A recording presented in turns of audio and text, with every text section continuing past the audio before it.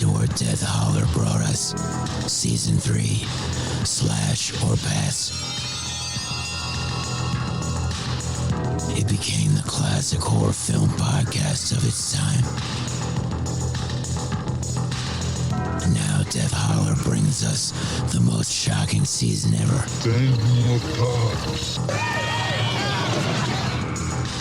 Season 4, Dead or Dead. Yeah, they're dead. They're all messed up. Imagine, if you will, that one of the hosts is absolutely terrified of zombies. So, what's the plan? Bash him in the head, that seems to work out. Now, accept the fact there is no escaping this horror. Death Holler brings back the dead. Remember, when you're in Death Holler, listener discretion is advised. With hospitality like this, you'll never want to leave.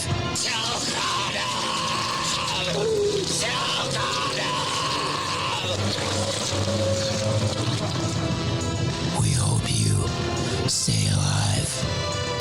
When there's no more room in hell, the dead will walk here.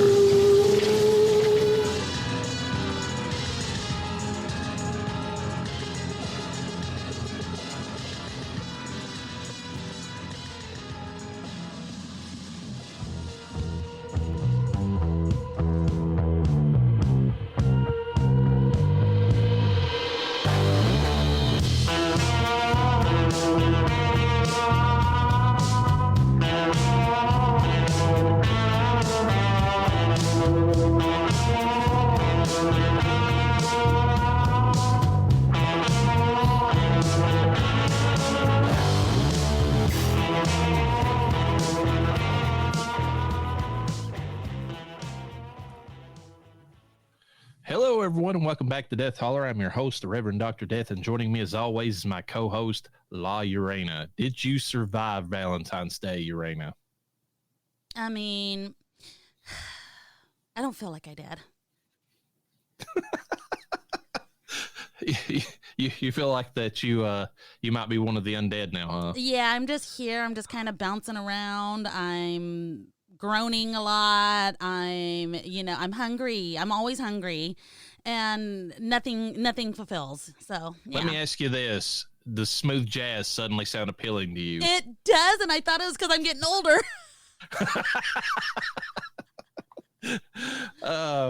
When you say that you will love someone forever, how deeply do you intend to keep that vow? Will you love them even beyond the bounds of death? We are finishing up February with films that take a look at the nature of love and death, specifically when the loved ones in question can't seem to stay in their graves. So grab a shovel and join us as we exhume Dellamorte Dellamore and Life After Beth. But first, if you're enjoying the podcast, we'd appreciate it if you could take the time to like, comment, and subscribe on whatever podcast platform you prefer. It helps us get more visibility on podcast listings and helps us grow. Also, consider following us on social media. You can find us on TikTok and Twitter under Death Holler Pod, and we can be found on Instagram and Facebook under Death Holler Podcast. We appreciate everyone who listens and hope you enjoy the show. All right, first movie we got here is Dellamorte Dellamore, a.k.a. Cemetery Man, from 1994, which is funny because we just covered a movie from 1994. Oh, yeah.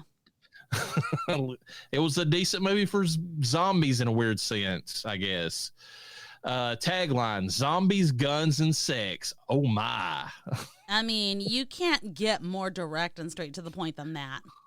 I think that's a decent tagline. Yeah. Directed by Michael Salvi, written by Tizinio Sclavi, who wrote the novel, and Gianni Romali, who wrote the screenplay. This is an Italian effort, folks. There's Italian names here, and I'm probably butchering them, but I'm doing my best, okay? I'm doing my best. We got music by Ricardo Bezzello and Manuel De Sica, made for a budget of $4 million. I can only find that it made $250,000 US. Although, listening to the commentary by the two directors, or by the director and the writer, they said that it did well. So I don't know how they got well as losing money. Maybe it made more money on the secondary movie market, like, DVDs and that sort of thing. Yeah, that's the only thing I could think of, because it does look, I mean, we'll discuss more, but it potentially can be or is a cult classic of sorts. It does not look like it was made for $4 million. Granted, this was back in '94, and we just watched a movie made for 55 million or? Yeah, 55 million. So yeah, I guess 4 million would be okay. I could go with that. Yeah. Principal players, we have Rupert Everett playing Francesco Dellamorte, our protagonist obsessed with love and death. He's actually in the new movie Napoleon. That it's not rated very well, but I mean, it just came out in theaters. The one that oh God, what's the name? The one that did Alien, the original Alien movie, directed Ridley Scott. Ridley Scott's Napoleon. So, okay. He's also in Miss Peregrine's Home for Peculiar Children. And of all things, he did the voice for Prince Charming in Shrek the Third. I love it. He was in Narnia too. Yeah. He's been in a few things. Oh yeah, he's been in a lot. I've seen him in quite a few movies. I like him as an actor. I will say that much. He's got a presence about him. I'll give him that. He stands out in this movie a lot versus everything that's going on. I feel like he commands your presence, though. Yeah, he kind of pulls the when another actress in the movie's not on screen, at least he pulls your attention. We have Francois Haji Lazario playing Nagi, the monosyllabic friend / co-worker who just says "nya" through most of the movie. Yeah, he has like one spoken bit of dialogue toward the end that I actually put in as a quote. Yes. He's been in movies such as Brotherhood of the Wolf, City of Lost Children, and was in a TV version of Les Miserables. So there you go. Didn't that do really horrible? Which one now? You might be talking about the movie, the one that had Wolverine in it, Hugh Jackman. I didn't hear about that one doing horrible, but now that you've mentioned it, let's see, it doesn't really say, so that means it probably did bad. If Google isn't telling you right off the bat, I got about a 70 to 80%, so that's not terrible. But I was talking about the TV show. Oh yeah, I don't know. I've not seen it. Brotherhood of the Wolf is a movie we will be covering at some point though, because it is a twist on the werewolf movie, so pretty good. All right, Anna Fauci, not to be confused with Anthony Fauci. We'll spell their name. They spell their names different. They probably sound alike, but one is a horrific person who makes up diseases in order to make you buy the cure. The other one is a beautiful woman that has the most perfect tits in existence. That's all I can say. They're definitely fakies, but they're good fakies. So whoever did the work deserves a raise is all I'm going to say. Noah said they were definitely Italian boobies, because Hollywood, when they say plastic surgery, they really make you look like plastic, but I feel like other countries have it down, and that's where you need to go to get your boobies done if you're going to get your boobies done. Yeah, I mean, if she's an advertisement, that's where you need to go, folks. I mean, she is the love interest of Francesco Dellamorte that mysteriously keeps being reborn into other women throughout the movie. We will get into that when we discuss, because this movie is very surreal, and there's some themes in this movie that are not apparent unless you have somebody explain them to you, which I had to. And once you do, then you start seeing things that make a lot more sense about it. She's been in a bunch of different projects, but they were mostly Italian, and I didn't put them on here because I don't know how much of an audience we have in Italy, but I mean, I don't know any of the movies, so I can't speak on them. Mickey Knox plays Marshall Stranero, who's the clueless investigator in the movie. Is he clueless? He's very bad at his job because he knows the line at the end of the movie where he's telling Francesco, he's like, there's a psycho on the 4th floor who's killed 3 people. And then he sees that Francesco's got a gun. He's like, good, you've got a gun. You can protect yourself. Yes. I love that fucking line so much. He's actually been in some big movies. He was in Godfather 3, Frankenstein Unbound, Vampires in Venice, Ghoulies 2, the one where they're in the toilet, the little ghoulie guys. which will be covered under Creature Feature at some point, and then Stage Fright, which is a slasher film that Mikhail Suave, or however you say his name, did way back before he did this movie, and we'll probably pick up when we cover slashers again. Okay. So, Fabiana Formica, however she wants to say her name, plays Valentina Scanarati, I guess. I don't know how you pronounce that. Valentina, we'll just go with that. Yeah. The mayor's daughter who lost her head over a boy. Going home. She was in a movie called High Death. Not High Def, but High Death. Okay. And then she's been in some other stuff too, but that was the thing that stood out to me. Clive Ricci plays Dr. Versace, the doc who has the antidote to Viagra. I don't think it worked. No, it doesn't, I guess, which is good for the main character. He was in Mother of Tears and Terminator 2 of all things. And then we have Katya Anton, who plays Claudio's other girlfriend. She loves her dead boyfriend. Oh, God, doesn't I mean, she just loves him so much. Anton Alexander plays Franco, the only person who can call Francesco, and there might be a reason for that we'll get to. He was in the first Omen, so kind of a big horror movie. And then Barbara Kupitzi plays Magda, the nice elderly woman. She was also in Stage Fright, which was another one of Mikhail's other movies. And she's one of the only people that doesn't come back. She's the only one who doesn't come back, and she's the only one who's super nice to both Nagi and Francesco, and I've got a theory about that. Okay. We'll get to it. So, synopsis. Francesco Dellamorte is the caretaker of the Buffalora Cemetery, and life would be okay, but for one problem. The dead don't like to stay dead. Anyone buried in Dellamorte Cemetery returns 7 days later as zombies. Dellamorte, being paid overtime to deal with the issue, doesn't question it. It isn't until he meets a gorgeous widow that his life begins to unravel. Love and death are inescapably linked for the cemetery man. Nagi likes him some head. Anna Fauci is one of the hottest women alive or dead, and the world might not exist past Buffalora. Quotes. Francesco Dellamorte. My name is Francesco Dellamorte. Weird name, isn't it? Francis of Death, St. Francis of Death. I often thought of having it changed. Andre Dellamorte would be nicer, for example. Like the Dellamorte, or the Francis part's the weird part of his name. Also, Francesco, I'd give my life to be dead. There's something in that phrase that I'll get to. It's actually a pivot point in this movie. Okay. Francesco, again, Franco is the only living person who even calls me. Now and then I stop by his office to remind myself what he looks like. You can't live on memories alone. Wow.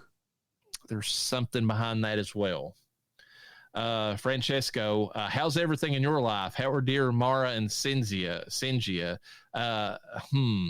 Sometimes I wonder if you actually exist, Franco. Yeah, I mean, you do have a wife and daughter, don't you? I only ask because sometimes I think that you made them all up. There's something to that one as well. That's basically something that all of the things he says. Well, not all of them. I mean, there's a lot of stuff he says in the movie that's just him talking about love and all that. But I picked the ones that specifically are the big reveal in this movie that makes sense whenever everything in this movie makes no sense, Yeah. On a bright sunny day, Francesco comments, the weather's gone bad again. There's a lot of hints at his personality. The fact that he likes the dark, he likes it when it rains. Nagi is the one that likes it when it's bright and sunny. Yes. Francesco, the living dead and the dying living are all the same, cut from the same cloth, but disposing of dead people is a public service, whereas you're in all sorts of trouble if you kill someone while they're still alive. God, the truth behind that. Message. Yeah. Valentina, with your consent, I'd like to marry Nagi. And then the mayor said, this horrible thing? And Valentina's like, I'm not such a great catch either, Daddy. And then the mayor's like, not as long, dear, as I've got a breath in my body. To which Valentina replies, all right, we'll fix that right away. When she proceeds to fly at his neck and like rips it apart. Yeah. The new mayor, Savardi, Mr. Dellamorte, I'm Savardi, the new mayor. Why the barbed wire? Do they climb in it at night? And then Francesco's like, no, they climb out sometimes. And then girl, no, please don't. He's only eating me. And then Francesco's like, move aside. And the girl's like, mind your business. I shall be eaten by whoever I please. To which Francesco says, this is my business. They pay me for it, and proceeds to kill both the zombie and her with one bullet, which is pretty fantastic. 2 birds, 1 stone. Yeah. Marshal Stranero to Dellamorte as he's leaving the hospital. Dellamorte, wait, for God's sake, wait. There's another maniac on the loose. He's on the 4th floor killing people. He already shot 3. You got a gun. That's good. Now you can defend yourself. Hey, take my advice and get the hell out of here quick. To which Francesco replies, Stranero, it was me. And then suddenly everybody disappears around him. Yeah. Suspicious. Francesco, past this tunnel is the rest of the world. What do you think the rest of the world looks like, Nagi? Can you imagine it? You're right. It's beyond imagination. And then finally, whenever he sees it, I should have known it. The rest of the world doesn't exist. So all of this backpedaling, all of this me being, mysterious about this, the theory behind this movie that I sent to you is that Franco, who's dying because he took iodine or trying to commit suicide after he killed his wife and his daughter, and presumably 3 other women, one of them being a prostitute that he slept with. That he loved. Or thought he loved. This is all his purgatory. He's caught in a coma and he can't pass on. And Nagi is his good side, who's childlike and accepting death. He's accepted the fact that he's dead and going to be moving on to the next life, which is symbolized by the fact in the movie whenever you see Francesco trying to put this skull together, which symbolizes death, but he can't ever figure out what that means or how to do it. Nagi goes straight to it, puts it together instantly. And so Nagi is his good side that's ready to move on. Francesco is the dark side, the obsessive side of Franco that ended up killing the woman and ended up killing the kid, his wife and daughter, and is refusing to move on. And like every time and all these dead people he's killing is basically his guilt coming to life, and he's just trying to eradicate it and try to basically not even acknowledge that he's complicit in anything, at least until the end of the movie. It's pretty powerful when you watch the movie from that frame of mind, because if you watch it otherwise, it's just this guy shooting zombies in the coolest looking fucking cemetery ever, until shit starts happening where it's like, did he really dream it? Is he really kill these people? Because Ternero is like not really he claims that the people died, and he's got an idea that Francesco did it, but then he always lets him off the hook and says, okay, it was somebody else, or he just ignores it. So the movie seems like a fever dream throughout the entire thing, which makes sense, because if you're dying or if you're in a perpetual coma, then everything would be a surreal dream to you at that point. Your consciousness would be all over the place. What are your thoughts on that? Because I'm not through breaking down what I think the characters in this movie symbolize, but go ahead with what you think so far. Watching the movie, we knew something wasn't right. We're like, something's not right, because he's just killing these people, getting away with it. The cop kind of knows that it's him, but doesn't really do anything about it. The one thing I have to point out, knowing what I know now, because having read that article, is that Franco he was like a county clerk of some sort. Yes. He worked in an office. That office was definitely his mind. And all those files were like memories and just whatever our brain stores, that's what his head looked like on the inside, for sure. That is a good point that I never even thought about. That is 100% that office, because there's a scene where he keeps knocking off files and trying to pick them back up. So it's like him trying to keep a part of his, memory intact, even though he's trapped in this coma. Yes. And I mean, shit is all over the place, which is kind of how the movie was to a degree. It really wasn't. I mean, obviously it had kind of a standard, not standard, but like it had a storyline to follow. So there's that. It's not, you're not going to be lost, but you're going to be confused. Yeah, I mean, I was confused until I read that article, and I'm like, God almighty. It was like the light went on. Yes. I was like, it totally makes me understand every bit of this movie now. Yeah, watching it, I was like, I'm not fully understanding, because then you see the character, the girl that just returns in different characters, and I'm like, well, there she is again, which, I mean, has got to be exciting for someone like you and Noah, you know? Well, the middle part wasn't, because the middle version of her was more chaste like. I mean, she wanted it, she said she wanted him to be impotent, and then whenever he went to become impotent, then she's like, actually the mayor raped me and I actually kind of liked it, so now I don't want to be with you. Which I want your opinion on what you think that means, like in the course of the movie, considering it's supposed to be symbolizing one woman to him, the one that the whore that he that he was obsessed with. But I noticed that the movie works backwards, because she's an unknown like widow who like slept with an old man, and then he got with her, and then was obsessed with her, and then meets the middle version. But the end version is the version that actually symbolized it was like he was working back. It was like his mind wouldn't accept who she was until the very end of the movie, because then the movie she becomes the young college age prostitute that was probably the real woman that he hooked up with and killed.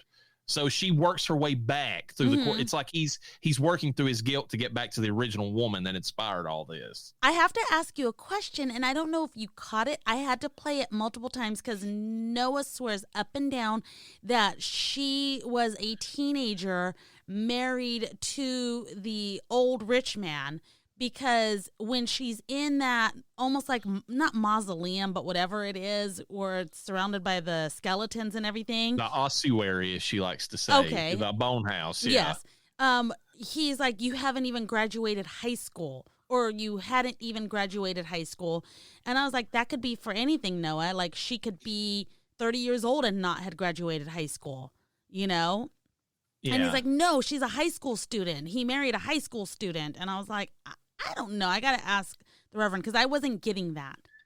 I think that's him working back to the fact she was a college student. Okay. Like she had just got out of high school. So, but like his mind had parts of that, going back to what you said about Franco and his memory being out of whack.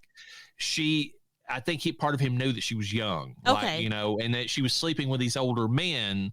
Hence the reason that every other character in the movie that she sleeps with besides Franco is like way older. Her's like an old man, basically. Yeah. And it's like, that's his mind basically saying that these old men were fucking her, and like she was giving into it, but that was her job as a prostitute, like that's what she did. I want your opinion on this. I think that Valentina represents his daughter, because who loves her? Or no, not his daughter. I'm sorry. Valentina represents his wife, because who loves her in the movie? Nagi loves Valentina in the movie. Yeah. And here's another reason I think that was his wife. She's represented as having bridal veil on when her head's cut off. And here's some other things. So Nagi's in love with her. She accepts Nagi, even though he had that initial bad reaction where he vomited on her. Nagi feels like he's not worthy of her at first, and then becomes more comfortable with her. She has a fight with her father over the fact that, he shouldn't, her father doesn't feel like she should be with Nagi. I think that's symbolism, the fact that Franco had his father-in-law, who was the mayor in this sense, didn't approve of him, and that was like, that was his mind working that part of it out. And throughout the whole movie, remember, Francesco keeps saying that he wouldn't have the job if the mayor wouldn't have gave him the job. So Franco in real life was caught in a situation where his father-in-law had given him a cushy job somewhere, and he was living under the thumb of a father-in-law who did not approve of the marriage and did not like him and Valentina together. The other part about Valentina that I think symbolizes the wife is that, okay, so when Nagi pulls her out of the cemetery, he only gets the head. Yes. Francesco makes a comment, you'll find other women with bodies. So I think that Franco, going back to the original person, he loved his wife's mind and her personality, but he did not think her body was attractive. Oh my God, that's disgustingly so accurate. And then the part that really sold it to me, just rewatching it, is when Francesco comes in there after she has bitten the mayor in the neck, and then he puts her down. He tells Nagi his good side. he's like, you have to really accept the fact that she was getting a bit off, which to me symbolizes in the movie that their relationship was breaking down, and that the good side of Franco wouldn't accept it, but the dark side of him, Francesco, was like, this marriage is not working out and you need to get out of it. You know, basically is the conversation there. So do you think I'm wrong in that? I think everything points to Valentina being the symbol for his wife. I wouldn't have thought it at first, but it makes sense, because what else would Valentina be unless it was indeed his daughter? But I think his daughter's the girl that hooks up with Claudio, that's allowing the zombie Claudio to eat her. I think that was his daughter, because think of this. When he sees her, he tells her, he's like, you need to get away from that boy. Oh, yeah. And she's like, no, it's my choice. I can do what I want. And he loves me or whatever. You can totally, if you recontextualize that, if he had a daughter who'd grown up to where she was rebelling against him, Franco in this sense, and was dating like some motorcycle guy that Franco didn't approve of, then like you could see them having a fight like that, where he was like, he's a bad person. He's using you. He's eating you alive, basically. Yeah. And the daughter's like, if that's what he wants to do, it's fine, because I love him, that sort of thing. Okay. I think that girl in the cemetery was his daughter. Okay. That Franco was, that Claudio was eating. Then that makes more sense to me. Like I said, I would have never put together that Valentina was his wife, but it does make sense. Like she symbolizes. It's only because Nagi loved her was that clued me in on who that might be, and the bridal part of it, and the only thing that's off about that whole comparison is the fact that now Valentina runs off with Claudio at one point in the movie. But I wonder if that's just to symbolize that whenever maybe like Franco was a little bit, whenever Franco's daughter brought Claudio, the real Claudio, into their life, that maybe his wife, Valentina, thought he was a little bit attractive herself. Yeah. And that they gave him and in his mind, in his coma, he made Valentina attracted to, basically the bad boy that his daughter brought in, if you understand what I'm saying. Yeah. Or like say they're having a bad relationship. She sees this younger, hot, like motorcycle guy, whatever he is, bad boy brought into the house, their relationship, he's feeling impotent. So their sex life's probably bad at that point. And she's showing him just a little bit too much attention. Yeah. His wife is. And then that's why, in the movie, Valentina runs off with him. It's giving him some kind of reason to or do whatever to think however he's thinking, or to react the way that he's reacting. Yes. And the one other there's two other people in this movie that I think are symbols. The old lady, I think, is his mother. Oh yeah, think super about nice. it. Every time she comes in the movie, she is bragging on how sweet and kind of a boy Nagi is, which is his good side. And then she's always praising how smart and intelligent and everything that Francesco is. And she calls him engineer. So at some point in Franco's life, he became an engineer, and his mother was proud of him for that. But she's the doting old woman that's always in the cemetery. And that's the reason that she never comes back, is because that's his mother. Yes. And then the one other person is Stranero, the police officer. I think that's his conscience. His conscience is showing up to say, there's some people that died. Yeah. And he's like, it wasn't me. And like conscience, how you can convince yourself that you're not guilty of something. Yeah. He puts his conscience off and says, that wasn't me. And the conscience is like, okay, all right, I'm going to go do something else now. Yeah. I think that's who that is. Yeah, because all of these people are clearly people that are playing in his head. Like he's got his own fucking television series going on. He's got his own Truman Show going on in his head. The only thing I can't figure out about the movie is the symbolism for the phone book. Why he is obsessed with the phone book in the movie. I don't know what that represents to him. Yeah. When I read in the article, Nagi throwing away, I just called him a sushi fucking piece of fish. He's got the power. Yeah. But anyways. He threw the phone book in there, like that was Nagi's symbolism of letting go of everything that he's holding on to, basically, because that phone book was the one thing he was holding on to, basically to cross off the names of the dead people. that, you know, or the people that had died. That's maybe that's all. That's maybe all it symbolizes. Then it's just his memory of these people that's died, and his good side was like, get rid of this. Yes. You just need to move on. And it was also the people. Again, these were the people that he killed. Technically, so he was holding on to something specifically. I know the 7 people he killed was just some random killing spree before he fucking poisoned himself, but like everything prior to that were specific people.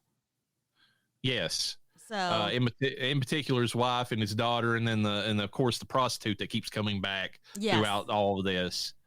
And then of course it says in the article, but it's very profound whenever somebody mentions it. Him going to visit Franco and the words that, like I just mentioned about how he likes to call, he likes to visit Franco just to remember who he was. Yes. That symbolizes that the dark side of him periodically bubbles up to his consciousness, goes to the brain, in other words, where you said, which is a brilliant observation, you know, where he's got all his files. He goes there just to remind himself that Franco is a part of him. Yes. You know. Which is ironic because you don't notice it till the end when he says, I need to see the measurements, that they look similar, but they don't. Francesco is the idealized version of Franco. If you look at the two of them, he's the good-looking version of Franco. 100%. And then Nagi, the good part, is surprisingly the obese, monstrous-looking. It's really weird, like why he envisions his good side as looking like that. Maybe it's because he can't face his good side, because his good side, and the other symbolism is too, if you notice throughout the movie, his good side lives under. In the dark underneath Francesco. Yeah. He's, you know, Francesco's the one that lives up top, and the good side lives in the basement. Basically, comatose, watching TV through most of it until he's needed. Yes. Which is, there's some symbolism there too. But when he goes through the tunnel, that's the symbolism, obviously, that he's finally transitioning over into the afterlife. But then I don't know what that necessarily means when he gets to the edge. Other than the fact that maybe he's afraid to go over the edge to finally, you know, he gets most of the way to the afterlife, but he's unwilling to go all the way to move on. And there's a line in the movie that I didn't even put in the quotes that I just realized whenever I was rewatching it again.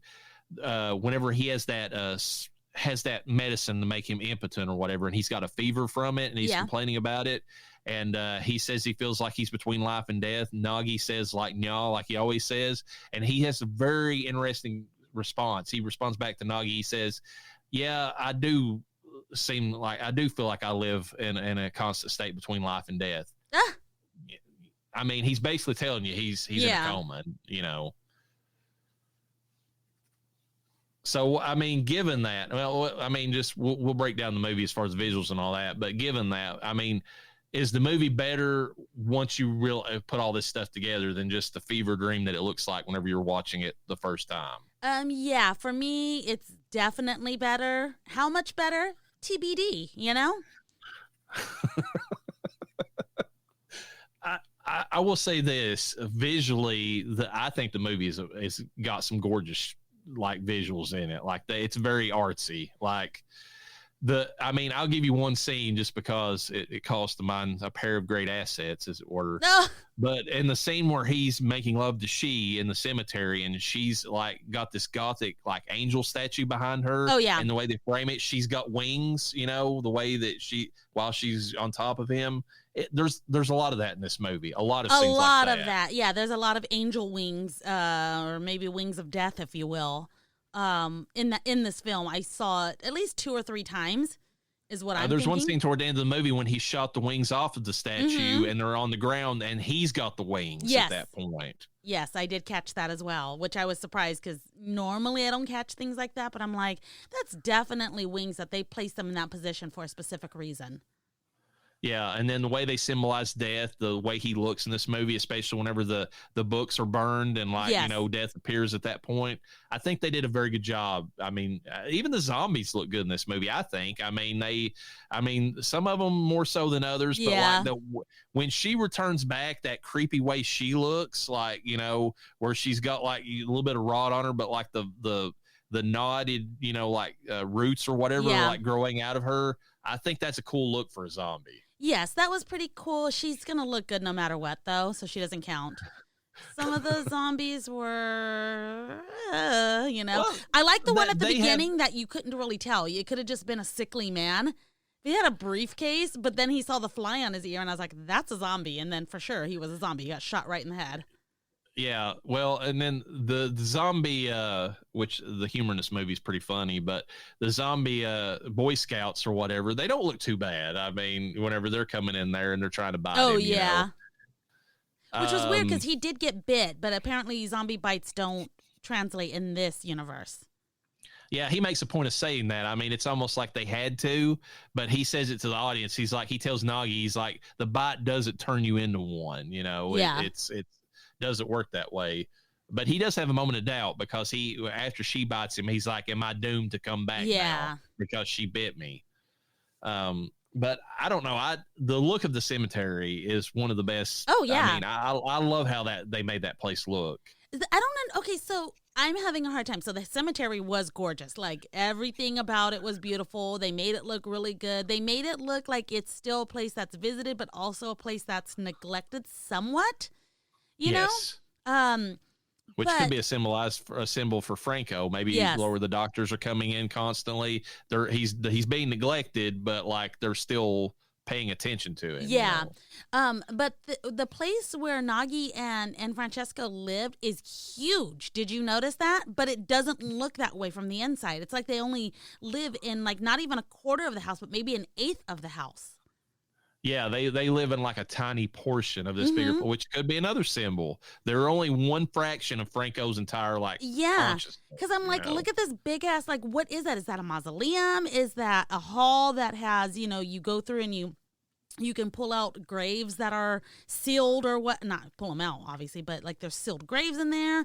What is going on with this? It looks like a huge brick house or stone house.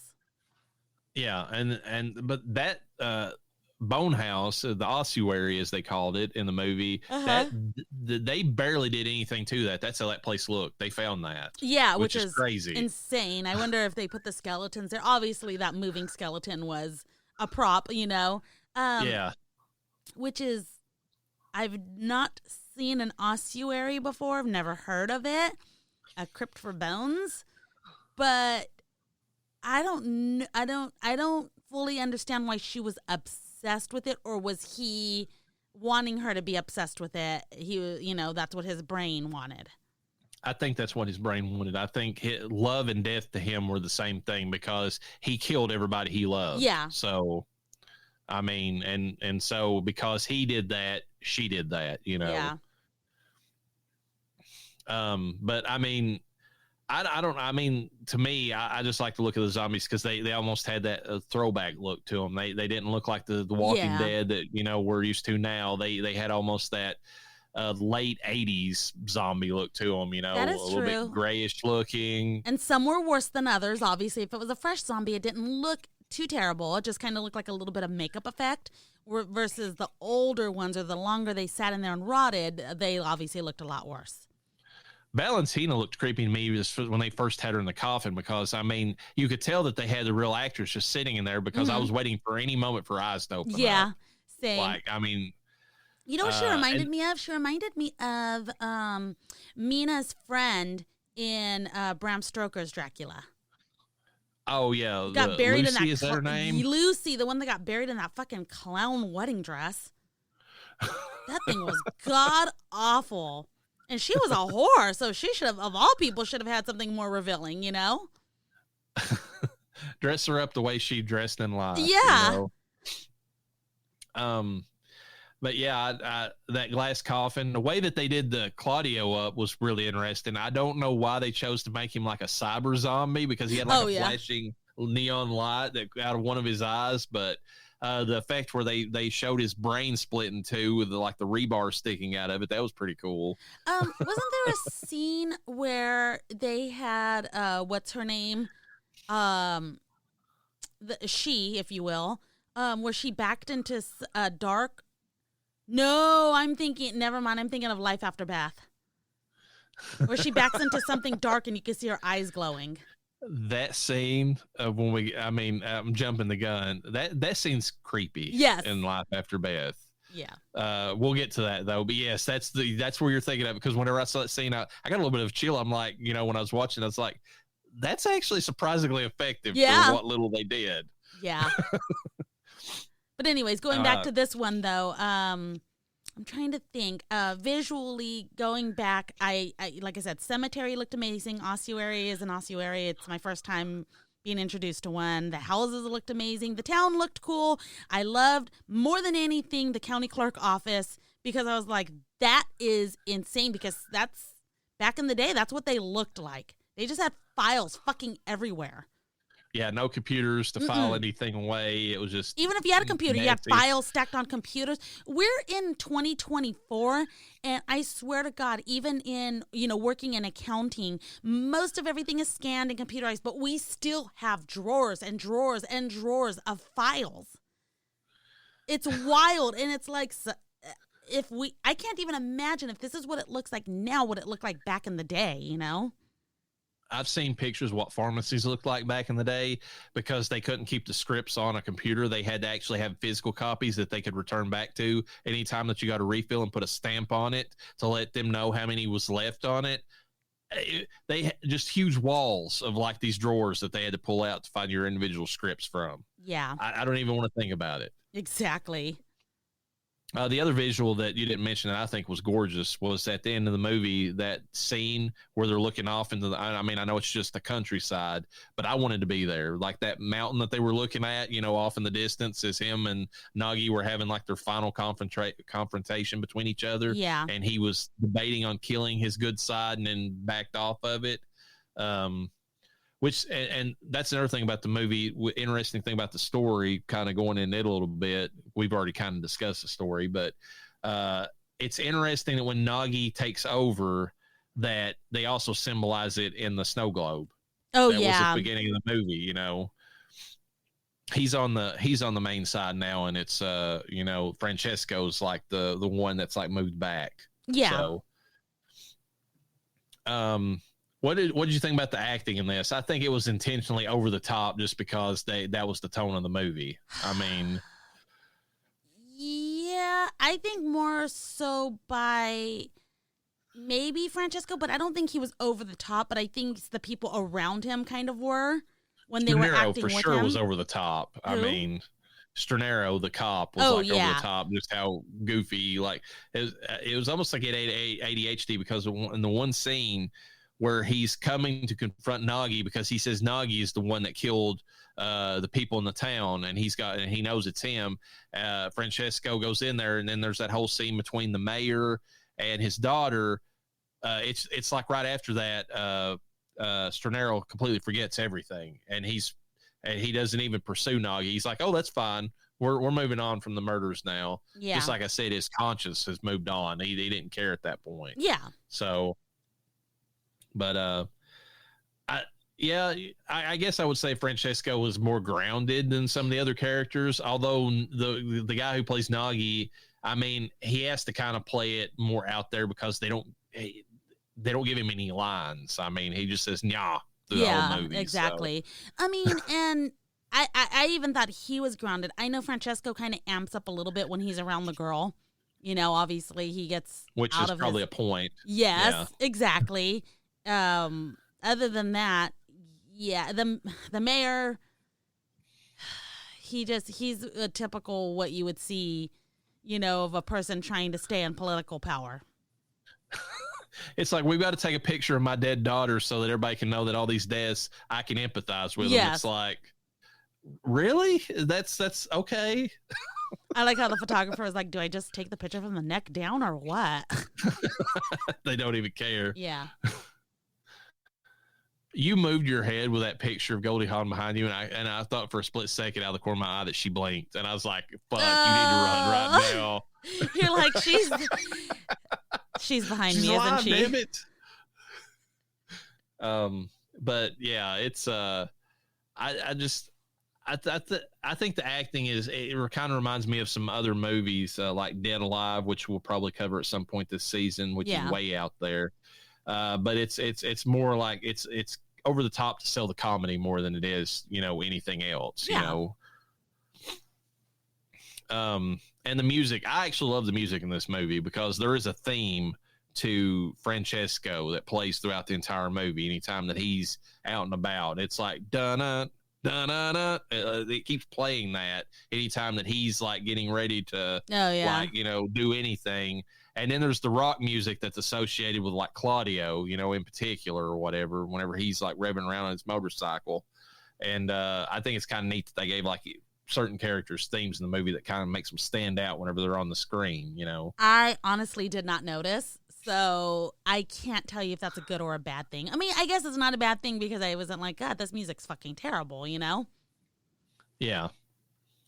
Before we get into trivia, because I don't think this movie had a whole lot of it, I will know your rating because you're like, I gotta know.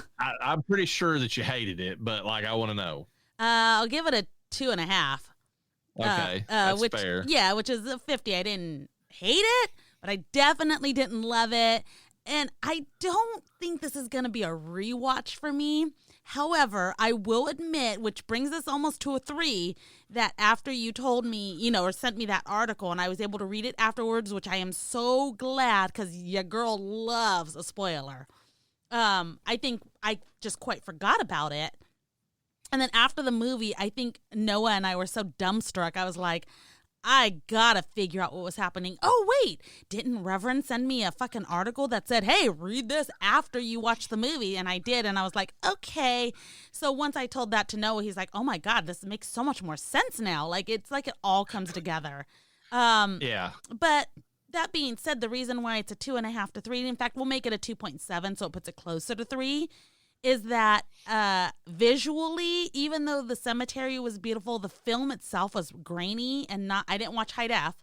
So I was getting ready to say that's a huge difference because I just got like the 4K restoration that Severin came out with, and it's gorgeous. Like it's beautiful. I watched it on AMC Plus. AMC, we are looking for sponsors if you would like to sponsor us, or Shudder, or any. We don't judge. Yeah, so I watched it on AMC, so that's how I got to see it. It looked like an old movie. It looked like a low-budget film. Zombies weren't terrible, but they weren't great either. I think just overall the clarity was not great from this. And on all the movies that we've watched or that we're going to be reviewing, from Death Becomes Her all the way to Life Without Beth, were all streamed. So it's not like anyone. I mean, I don't own DVDs, so I guess I would just get that out there now. I don't have a DVD player, so I think my PlayStation plays DVDs. I don't know. I streamed Life After Beth because I don't think I have it on anything yet, but I after rewatching, I think I might want to get it somehow. So anyways, it just didn't look good to me. The acting was good, but it wasn't great. So it was just kind of bleh for me, I'm going to rate it a 3.5, and that might not sound like I'm giving it that high of a praise, but like I could see it moving up. I even appreciate it. I've watched this makes like the third time now after doing the 2 watches for this, the second time just to get more, like the symbolism. Yeah. And I personally love the visuals of the cemetery. The zombies to me are nostalgic because they remind me of like the zombies from like Thriller, the Michael Jackson video. And whenever I read the story about it, it knocked it up to a whole new level of appreciation for what they were trying to symbolize and what's going on in the movie. Because I think when I watched it back on DVD, of all things, back originally, whenever I first caught it, I was as dumbstruck as you were. That's why I told you to read that, because like, wait. I remember coming out of that movie and I'm like, what the fuck did I just watch? Like, what is this? But whenever you recontextualize it, it makes it a much more enjoyable movie, and it's almost like something you can chew on after the fact, which I dig in movies. So that's why I'm saying it's 3.5. It's not one that I would like go to constantly, but I could see it maybe even going up a little bit higher than that, just because I like the symbolism that they built into it, and like the visual style that they've got worked into it. Because there's a lot of, just like I was looking up images to put in my background for this, between me and you, and like scene after scene, I was finding stuff that I enjoy, just like visually from the movie. So I do dig it both ways. But anyways, that's kind of where I'm at with it on this. trivia, the ossuary that was used in this film was quite real. Supposedly one of the crew members removed some of the bones from it during filming, but quickly replaced them the next day, claiming to have encountered an angry ghost following the removal. Wait, what? So one of the crew members removed some of the bones and an angry ghost. Okay. Wow. You fuck around with dead bodies, I mean, you're going to get some problems. I mean, literally and metaphorically and all the good stuff. When Francesco and she are kissing in the crypt with a shroud over their heads, the shot mimics the painting The Lovers by Rene Magritte. And I would recommend that you just Google that so you can kind of get it, but they straight up is taken from that. But the writer and director don't take any credit for that because they said that's actually in the novel that, or in a comic based upon the novel. There's the novel Dellamorte Dellamore, and then he made like kind of he kind of made a spiritual successor called Dylan Dog or later. And the funny thing is that whenever he made the spiritual successor, the main character of Dylan Dog, the comic, was made to look like Rupert Everett. So that whenever they cast this movie and they got Rupert Everett, it's almost like this movie is a comic book adaptation, or, you know, into a movie of Dylan Dog, like, because they got the guy who inspired the character, basically. Yeah.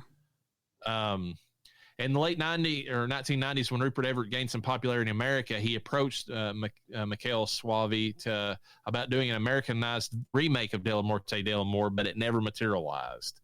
I would have been interested to see how they would have went with that. Yeah. I mean, when they made, because I feel like if they made it Americanized, they would have taken a lot of the stuff I appreciate about the movie and made it like more like deliberate. Like, because I feel like, I hate to say this, but I feel like for American audiences, they recognize that we don't either have the attention span or the intelligence, and they're like, okay, Franco's dying, you know, flashing red lights, he's dying. This guy symbolizes his dark side. Do you get it yet? Do you get it? You know, like, I feel like that's what they do to us. And we're like, and we're like, okay, I didn't get that. I was watching boobies and zombies. That is so and there funny. And guns. The sets for the cemetery in the film were built upon actual abandoned cemetery grounds in Italy. Wait, what? They built the cemetery on an actual abandoned cemetery that they found in Italy. Please tell me they built around it and not on top of it. No, it says built upon. Oh, God. Because, like, have we not seen Poltergeist? You got to remember, too, this is Italy. I mean, they've got a long history. So, I mean, you know, you're talking about Romans. I mean, you're fucking around with some, you know, ghosts of a different level in this place. I mean, when you're going that route. Yeah. According to the director, the returners, aka the zombies, get their energy from the mandragola roots in the cemetery, which makes sense because every zombie you really see in this movie, like the roots are burrowed into the dead body before they reanimate. Now, I forgot about this visual, but I love this. The mysterious floating lights that hover around Dellamorte and she as they are kissing upon the grave are supposed to be igni fatuus, which means fool's fire. Another name is will-o-wisp in American lore. It's a natural occurring fire-like light sometimes seen during twilight and swampy areas. Okay. And some people think that they're like, you know, like almost orb-like manifestation of spirits. Okay, that makes sense. That I did think that was a cool effect with the will-o-wisp, the way they were blue-green and they were kind of floating around the two of them as they were, you know, getting ready to make sweet, sweet love upon her dead husband's grave, which was the whole thing. Sweet, sweet love. The hard rock tone one can hear every time there's a motorcycle on the screen is the instrumental version of Ozzy Osbourne's Hellraiser from the 1991 album No More Tears. Interesting. Okay. The English translation of Dellamorte Dellamore is of death, of love. Mm-hmm. So there you go. An American company was willing to fund and distribute the movie if Matt Dillon was cast as Francesco instead of Rupert Everett. I don't think I'd like that. I'm not the biggest fan of Matt Dillon. I don't know why people are. I think he's okay as an actor, but I always think back to him. If I'm not mistaken, he is the guy in There's Something About Mary, right? Yeah, that's the only one I liked him. He was a creeper, but he was a cheesy creeper. Stand him, and I couldn't even stand him in that. But he played the part right. Yes, he was supposed to be. I don't know. The way you talk about it's maybe a little bit different, but the way you talk about like Jensen. Yeah, you know, Jensen the way that Ackles. you get a vibe about him as like a person. I get that about Matt Dillon. Like I don't like what I'm seeing when I see him. I don't know why it is, but in 2009, the horror website He was in Shot in Wild the Things. Head. What's that? He was in Wild Things. Yeah, I was paying attention to something else. In that I'm movie, sure you were, which is great. And it wasn't Kevin Bacon before anybody says anything. I can't really. I can't. I see. There's other movies that people would recognize if I said them, but they're not really movies that really stand out. And I'm just like, yeah, I don't get what the hype is about him. I don't understand him either. I mean, but I've seen like fans of movies, like anytime that he is supposed to be in something, the first thing they throw out there is like, oh my God, Matt Dillon's in this. It has to be great. And I'm like, what? I never thought that whenever I see him in a movie. I'm like, it's almost a detriment to seeing the movie when I see him. Yeah. Okay. Anyways, moving forward. In 2009, the horror website A Shot in the Head chose Anna Fauci's boobs from her nude scenes in this film as their number one in the list of top 10 boobs in horror movies. I can't argue. I can't argue either. Mm-mm. I mean, she's got an hourglass shape in this movie. Like, I mean, that's displayed at least twice, you know, so music group Tangerine Dream were originally supposed to compose the soundtrack, but dropped out due to scheduling conflicts. Now, that would have been interesting because Tangerine Dream was the one that did the soundtrack to Legend that we never Legend covered, has but it. we did. Legend has it. It's floating out there somewhere in one of my computers. But they would have been a perfect fit for this movie because they do like weird, like, you know, surreal music well anyways that would have fit this movie. Yeah. In the film's Spanish release, it was humorously retitled Mi Novia es un Zombie, meaning my fiance is a zombie. That's my girlfriend is a zombie, but okay. That's what that says. I don't know. Interesting. There's always context. Yes. That's the thing about Spanish. It's how it's being said, that's not true. The meaning of the word. And that is all of the trivia I have about this one. I do enjoy the movie. That's why I wanted to cover it. If nothing else, for how weird it is. It's a zombie movie, but it's not at the same time, so it's kind of a weird one. I mean, we just reviewed Death Becomes Her. It's a zombie movie, but it's not, you know. Yeah, I know, but like this one is more blatantly a zombie movie, but then whenever you read the context and you get what it's actually about, the zombies are just like they're not even, they're just symbolism for something else. Like they're not even like, yeah, I mean, but I feel like zombies are symbolism for a lot of things in almost all of the movies. Maybe not every single one, but a vast majority. Now the zombies are a symbolism of something else. They do stand in for other things, but they're typically recognized as being like a core part of the movie. Whereas in this one, once you get to the end, they're dropped like a bad habit. Like there's the turning point in this movie is whenever he's sitting there shooting wildly while talking to Franco on the phone, which is, you know, symbolic in its own right. And the zombies are all over the cemetery at that point, and then they just disappear for the rest of the film, and you don't see them, you know, because it switches to him actually shooting people, which I guess is him working backwards to what he actually did and accepting, you know, what, instead of like putting the zombies out there as his victims, it's like, no, they were real life people and I fucking killed them. That was me, you know? Yeah. What was I going to say though? Having reviewed, we just reviewed, Warm Bodies recently, and I was telling you how I'm reading the book now, and I feel like in this book, the zombies are representing something political I'm not going to get into, but I'm hoping it doesn't stay that way. Like, I understand the need to have a zombie represent something political. I prefer that they're just represented as a threat or a potential threat.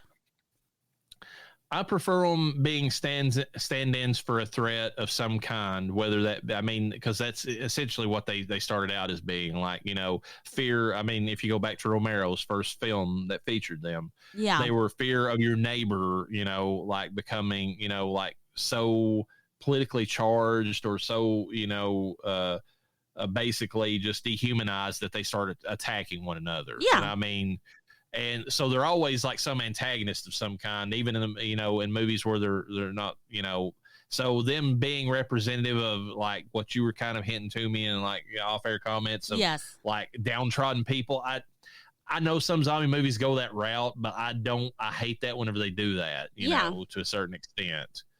It's like, we can't, you're shooting zombies. That means you're the oppressor because you don't recognize that they're really a stand-in for the homeless people in San Francisco. Oh, yeah. That zombies have rights too.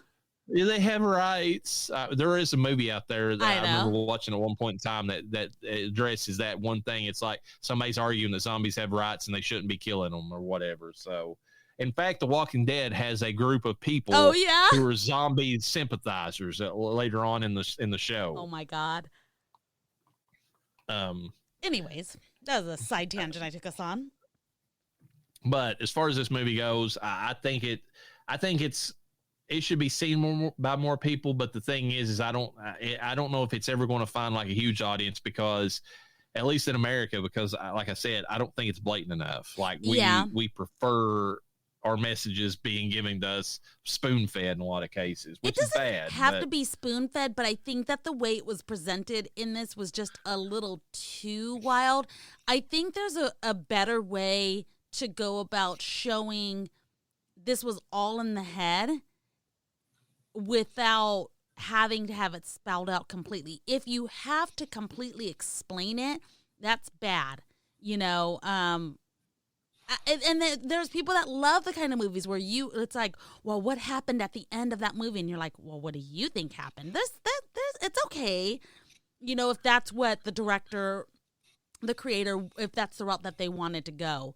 I think they tried to have it spelled out a little bit for us silly Americans. I mean, at the beginning, you have the snow globe. And at the end, you have that image of the snow globe. So this is a reality that does not exactly exist. Yes. This is in something. And that harkens back to the Rosebud scene in, I'm blanking on the name, the Orson Welles movie, the famous one that he made. They deliberately took the snow globe in the same sense that movie had, because that movie is one of those same type of movies you're talking about, where at the end of it, it's like, what did Rosebud mean? What is this symbolizing with the snow globe? And it's talking about his lost innocence, and Rosebud was the name of his spoiler alert, was the name of his sled that he had as a child. So it was like he was actually he was on his deathbed. He was regretting the loss of his childhood. Basically, is what he was trying to say. But it was a symbolic thing, and I think that's what they were going for. In fact, on the behind the scenes when they're talking about this movie, when they're going over it, they mention the fact that the book is actually way more linear and it actually walks you through the story, and they deliberately went out of their way to make it more weird, to make it, more surreal and make it, you have to really work to get the meaning out of it, in other words. Okay, and that's fine. But if you're going to do that, you need to understand that it's not going to hit with everybody. The target, not even so much target audience, but the peak audience that you want to reach. You want it to kind of reach everybody, or maybe you're like, okay, I want this to reach a certain artistic crowd that understands this. And it's like, well, now you're talking about the minority. There's going to be very few people that understand it the way that you do. So you need to give a little. Don't give too much, because if you give the whole movie away, then it's just like, well, that was stupid, Definitely a little bit of mystery is appreciated, but at this point where we're sitting there and we're like, this was just crazy and I can't piece together nothing, you didn't do a great job. I don't care how silly of American I am or what I sound like saying that. You didn't do a good job, and it shows in the numbers. I'm sorry. I mean, I personally appreciate it for being out there and having that sort of thing, but I agree with you as far as commercial marketability. It's very limited you can reach. Well, here's the thing, like 100%. too, is you can have a weird film that ends up being a cult classic because you have people talking about it. Clearly, people are not talking about this, which is, I think, is unfortunate, because I think it is definitely, like, this is a film that I would recommend people to watch, because I feel like it has more than what I'm getting from it. Which, just because I don't prefer it doesn't mean that I don't understand that. So it's definitely like, yeah, watch this film. You might find it crazy interesting, especially with all the theories that either you can come up with on your own or that people have already come up with. When you read those, you're like, oh my God, like, because you're telling me a few of the theories, and I'm like, yeah, I can't. My brain can't come up with anything that would contradict what you're saying, or like, no, that's not right, and this is why I think you're not right, because there are some people that can do that. I am not one of those. But like, I don't know. I just think that even people like us are not, well, we're discussing it on the show, but I don't think enough people like us are, because of the fact that it's so hard to interpret. The weird thing is, I mean, I'm not disagreeing with any of that. The weird thing is, I think there's some people straight up that like this movie just for it's got boobs, it's got guns, it's got zombies. I mean, they don't even, there's not even a hint of trying to figure out any of the rest of it. It's like, it's got stuff that I like to see on screen. It's cool with me. I can't argue that, because like my husband said, I'm a simple woman. If there's something exploding on the scene, I'm like, oh, okay, you got me. You're not even 5 minutes in the movie when a zombie head explodes in this movie. Yes, seriously. that I is mean, true. it gets right into the action. I was like, okay, here we go. You know, it did keep me. It did keep me watching for a while. So, well, I wouldn't say I didn't pick up my phone really. I think I was good. Yeah, it's only toward the end where he starts killing the people that you're like, what the fuck is going on in this movie? Yeah, and then not getting caught. Yeah. But that's okay, because that's when you knew something is not right. Something's not real. Yeah. Yeah, and there's more to this than what we're seeing on the screen. I think it needed the whole killing random people at random times part, and then him kind of going off his rocker, because that's when you're like, no, that's not how reality works. So it was a good thing that it did that, because then it gets you thinking, okay, I'm waiting for the other shoe to drop. Yeah, but that's where I could see a lot of people dropping out of this movie and saying they didn't like it, is because you wait for the other shoe to drop, and then you get to the end and it's him and Nagi on the cliff overlooking the abyss. Yeah. And it's just like, if you don't know any of the context behind the movie about that, him overlooking death total, then you're just like, what the, and it just ends at that point in the snow globe. You're like, what the fuck did I just, like, nobody killed him. He didn't kill, what just fucking happened in this movie? Yeah. That's where you're at whenever you get to that scene. Exactly. I mean, that's the point where you either, you know, if you know the context, you appreciate the hell out of what they're doing at the end of it, or you're like, fuck this movie for wasting my time because nothing happened. You know?